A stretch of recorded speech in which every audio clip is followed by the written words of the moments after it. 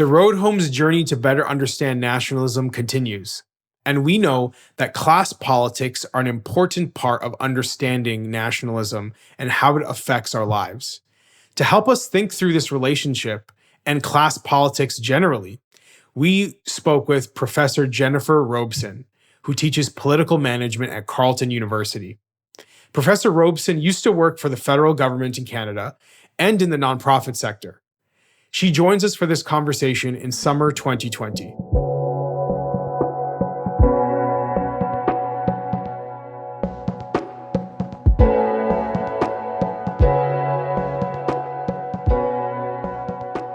So, Jennifer, thank you very much for joining us. We're really happy to have you as part of this project, and in particular because you're, I think, one of the most persuasive writers in Canada right now about matters of poverty and inequality.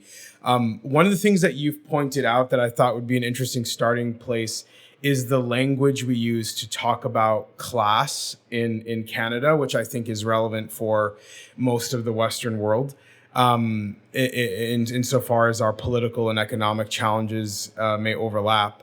I recall reading that during the last election, you brought up the confusion around the term middle class and how it's applied in ways that might not capture the actual needs or interests of people who identify with it. And it sort of, in some sense, is a bit of a watered down term when it comes to talking about class issues in the country.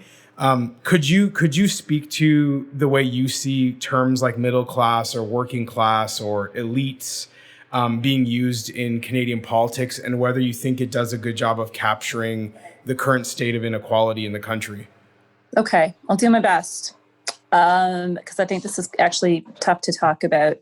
And, I think back to I think it was the first media interview that I heard of our new, Minister for Middle Class Prosperity and Other Things, whatever the full title is. And I felt some empathy for her because, being asked to, what do you mean by middle class? It's really hard, really, really hard. So here's how I tend to think about it. There are a number of times that, whether it's economists or sociologists or other, academics like me, try to carve up the income distribution into manageable sized bites, right? Because we think that there might be something both quantitatively but also qualitatively different about people who are at the bottom versus the top versus the middle. But frankly, where we actually set those cut points, right, whether it's the bottom third versus the middle third versus the top third, or whether we want to do it by, bottom 25, top 25, middle 50, frankly, all of that stuff is, all of those judgments are exactly that. They're judgments, and there is nothing sacred or kind of universal about how people decide to carve up that income distribution. Now, it happens that in Canada, as in a lot of other countries, I mean, actually, in some respects, less so in Canada than other countries, but still there's an income gradient. Income is associated with a couple of other aspects that we might think of as being important for class. So things like level of education, highest level of education completed, especially by the major main family income earner, right? So when you're looking at high income households in Canada, yeah, they disproportionately tend to have higher levels of education. But it's an imperfect overlap, right? So a lot of times people will use income alone as a bit of a proxy for things like education. Another good example, and this is part of another aspect that I study, is the overlap between the income distribution and people's assets and net worth, right? Because in as much as financial security is it's super important to have income flows, we also know, and I think COVID has really shone a light on this, that people who have pools of savings that they can draw on when things get tough, the picture for them, right, on financial security is totally different. And I think that a lot of the discourse and dialogue around this idea of the precarious middle class, right, or the declining middle class or middle class anxiety is actually not about declining levels of education. It's not necessarily about declining levels of income, although there is some evidence for flat income, right, in the middle, right? It's their incomes have not grown in the same way that the two tails have. But one thing that is also really clear is that an important share of households, and this is true in Canada, this is true in the United States, this is true in virtually every country that I've looked at, an important share of the population doesn't have any savings to fall back on, and they probably are also carrying a fair amount of debt. So their perception of precarity, right? Their sense of being like this close away to not being able to make ends meet anymore, I think is very real and very palpable. So that to me is actually the important sense of class-ishness, right? This idea of do you, I think traditionally we have associated middle classness with a sense that you're not rich, but you're doing fine. You're financially stable, right? And I think that there's pretty good evidence that there's a lot of varied experience about that sense of stability within the group of people that we might otherwise say are middle class based on their income. And then last but not least, I think that there is more of a, I don't know quite how to describe it in terms of a category, but a lot of my work focuses on how policy design works with regards to low income and otherwise vulnerable populations. So, for example, are the forms incredibly complicated? Are the fees associated with getting the ID that you need in order to apply? Do you essentially need like a PhD in employment insurance just to be able to figure out what's going on and what you might be entitled to? So some people call that financial literacy. I actually don't like that word very much because I think it's not just about knowledge. I think that there's also this dimension of when we talk about middle class or when we talk about class, there is a sense of comfort and an expectation that you, as a member of a class, are entitled to certain rights and freedoms and treatments from the state. And I think it's been interesting and heartbreaking during COVID, when suddenly millions and millions of people suddenly realized that they needed help fast and in ways that they hadn't necessarily anticipated needing help before, in terms of like emergency, immediate need for income relief and income support. And I think a number of Canadians who would have otherwise seen themselves as being very middle class suddenly had that experience that is so common amongst people who are lower income or modest income, who are trying to navigate a government service that they need, and they really don't feel like the service is set up to help them.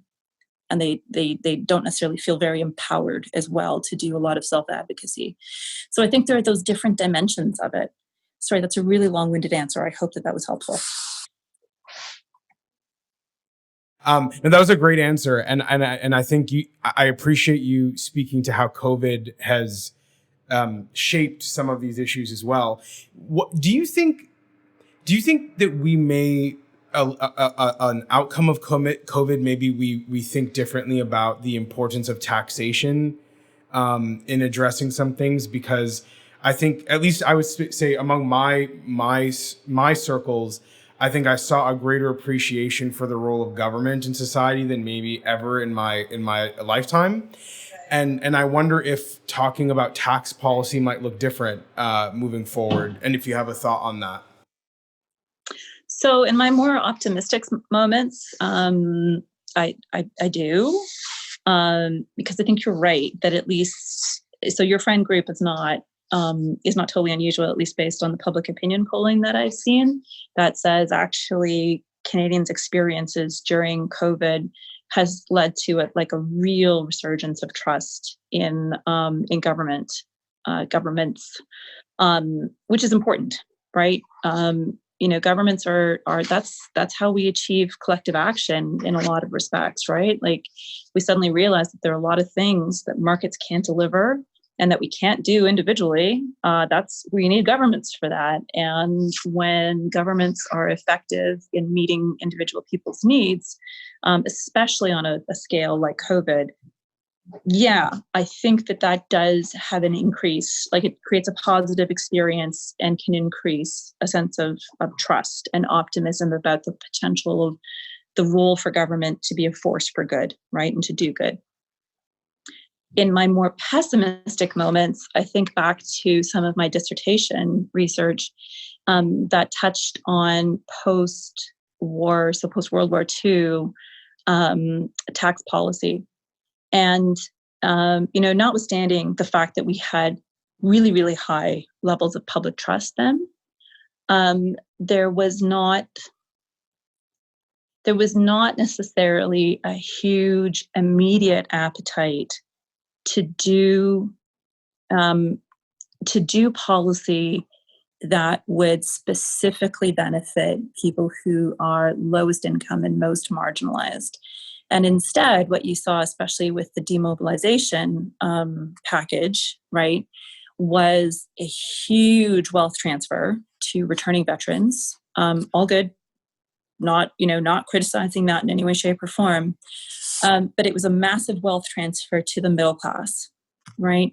And an awful lot of our social security systems that we think about being key to the post-war period now actually took a lot longer to put in place. So things like the Canada Pension Plan, so that we made sure that people who were elderly were not living in destitution, right? Some of the expansion of child benefits, like all of that stuff. It wasn't like policymakers immediately capitalized on a sense of public trust to make massive policy change. So I guess I go back and forth between these things. Is it possible that the new sense of public trust will make certain dialogue and discussion more possible and feasible? I think so. Does it mean we're going to get overnight massive redistributive policy change that will eradicate poverty? That I feel a little less optimistic about. Yeah. Which institutions do you see becoming perhaps like more important to the conversations we have about inequality and poverty? Like I think back to that period you're describing, after the World Wars, and that was a time where churches and unions and like there was quite a bit, and other civic organizations. There was a lot more vibrancy to let's say non-governmental and also non-business actors who provided a voice on some of these things.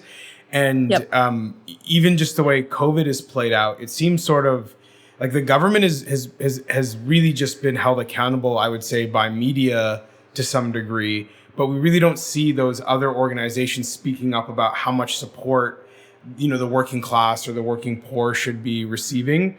And it feels like the government is in some ways like being held less accountable than it might have been in previous generations. Do you see a gap for other institutions to emerge and provide a voice on these issues? So I would say yes and no. And actually, I'm gonna slightly disagree with the premise of the question, in the sense that I have seen voices from think tanks and labor organizations and the business community and the voluntary sector, mobilizing and providing feedback. And I think actually one thing that's been a really interesting dynamic is, especially when you look at federal policy, is how iterative it's ended up being in practice. So I'm writing a paper right now that sort of traces how federal and provincial policy has been evolving during COVID on income support measures. And there's kind of these three phases, right? Like the government didn't start off creating a new emergency response benefit, and they sure didn't start off with a 75% wage subsidy. Those were outcomes that took time and evolved as other stakeholders made their voices known. Now, an absence, though, in the discussion, I think, has been particular attention to very like to the wider range of issues faced by low-income earners and wage earners, as well as people who are dependent on government social assistance, right? So where they may be combining both paid work as well as public assistance in order to make ends meet. And I think it's not that it's been completely absent from the discussion. It's just that the attention to their needs has been sporadic. It's been a bit of a patchwork. I'll be really specific in terms of an example. So the emergency response benefit comes out. Governments quickly realize that some number of people who are on provincial social assistance might also be applying for this benefit, right? And so, yes, kudos to the federal government. The federal minister in charge actually raised it and said she really wanted to see provinces exempt CERB so that nobody would be kicked off of their ongoing key benefits provincially just because they had received like a one-time or even a few times this temporary emergency benefit. And so kudos to her for speaking up on that. But when you actually look at the substance of the provincial responses, it's a real patchwork, right? And so some low-income people in some jurisdictions are going to get potentially really screwed over because of the fact that they took an emergency benefit that was supposed to be inclusive of everybody, right? Their rent geared to income is going to go up.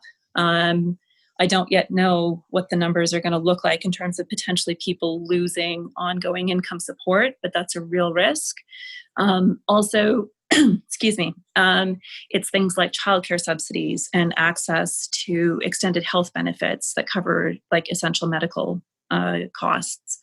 So all that sort of stuff, I think, has been really eye-opening. But like I said, it's not that it's been completely absent. It's just it hasn't been sustained, and there's no clear voice for people who are low income and marginalized necessarily, right? There are kind of individual organizations and there are networks. But, frankly, even a lot of the people in the union movement, they're responsible for speaking up for their union membership, right? Who by their very virtue of being employed and in a unionized job are already better off than a lot of people who are in precarious work without union protections, with uncertain hours, uncertain pay, unsafe work conditions, all of that. Yeah.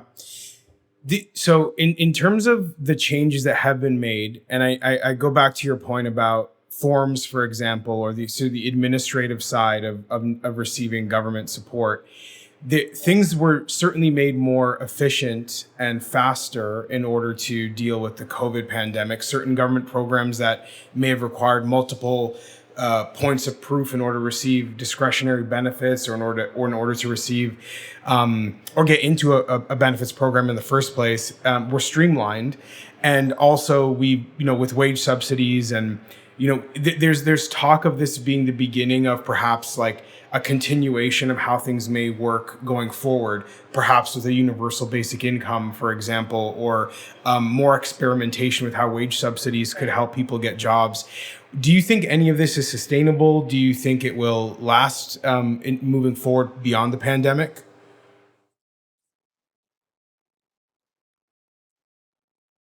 Okay, so I'm going to preface all of this by saying that I have a huge amount of empathy for a number of the advocates of basic income. That said, there is a huge disagreement even within that community around what they mean by basic income: universal, not universal, means tested or income tested, not tested. what's the basis for figuring out who's gonna get it? What's the fundamental purpose it's trying to serve? And I think that there's a negligible problem, which is that income on its own does not necessarily replace essential services, right? No number of individual checks sent to people, while it's going to boost their income, right? And so if income is our only definition of what we mean by class, we might be successful, right, in eradicating poverty and moving people all from a lower or class into the middle class if we gave them enough money, if that was our only definition. But that isn't on its own going to make sure that that everybody has access to adequate healthcare services or education services or public spaces or any of that stuff, right? So there's that essential services piece. Now, your question, I think, is a great one about we have now tried out a model of delivery, which is essentially trust but verify, right? We're going to streamline and simplify and speed up application processes because the goal is to get money into the hands of people super fast. I read an article just this morning saying that in the United States, for example, fully one third of their much expanded, right, their enriched income support through their unemployment insurance program, 1/3 of benefits have still not been paid, which is like insane to me, right? At this point, the help might be so late that it is not useful anymore, right? So for help to be useful in a crisis, it has to arrive on time. And I think that there are very real practical trade-offs between asking people to jump through hoops and essentially doing verify then trust, right? Ask people to jump through hoops, fill out all the forms, submit all the documents, make sure it's all been verified, check all the boxes and all the rest of it before we pay a dime, which is how we traditionally do income support in this country, especially residual income support at the social assistance level. That takes time and it results in delays. And it's pretty clear that our back-end systems of government are not capable of processing claims like that at the kind of volume that we've seen with COVID. So with COVID, we're now up to over 8 million individual Canadians who have applied for and received some form of CERB benefits, right? There's no provincial social assistance system that could handle that level of demand. Even our, national employment insurance system buckled under that level of demand. So I think that there are also real advantages of doing trust but verify, not only because it means that you can deliver stuff fast, but because it also deals with some of those issues that we talked about earlier in terms of the administrative barriers that we put in place that make it harder for people who most need government support, right, to actually demonstrate their eligibility. I have been very concerned by some of the turn in political conversation of allegations of fraud. I think, frankly, it is far too soon to be making determinations of fraudulent claims.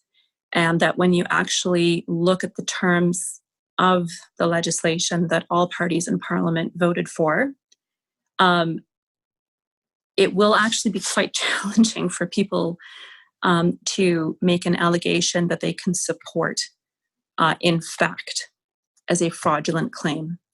If there was an invalid social insurance number, or you could demonstrate that somebody had actually not stopped working at all, right?